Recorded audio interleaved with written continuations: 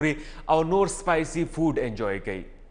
که هر څومره لنډي کوتل د روایتي خوراکونو په حواله ځانګړی حیثیت لري ولی بلخوا ځوان کل ډیر په تیزۍ سره د چټپټي یعنی د فاسټ فود خوراکونو طرف ته مایل کیږي. له دغه چټپټي خوراک دپاره راغلی یو طالب علم د روایتي خوراکونو او له فاسټ فود په اړه څه داسې وایي.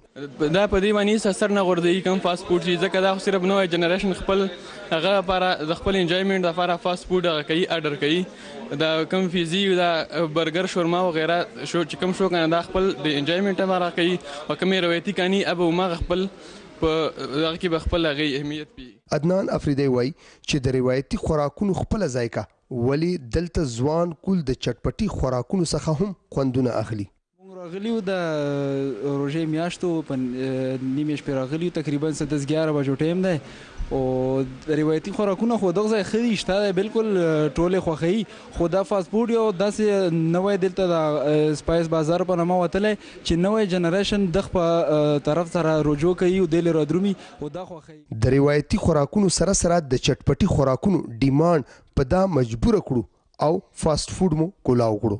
مونږ لنډي کوتل کې مطلب مشهور خوراکي باربیکیو دي او مطلب چوټا مټن مطلب غوښه دا ډېر مشهور دي. نه مخکې اوس مطلب نیو جنریشن دومره مطلب بړاوالی راغی خوراکو کې دومره مطلب تبدیلي راغله چې مونږ پاسپورت دکان مجبوره شو چې ورته کولا هم کوو.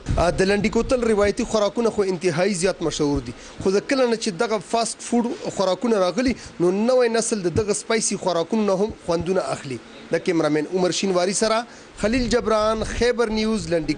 اوس به په نیوز بولیټن کې تاسو ته وایو چې کینن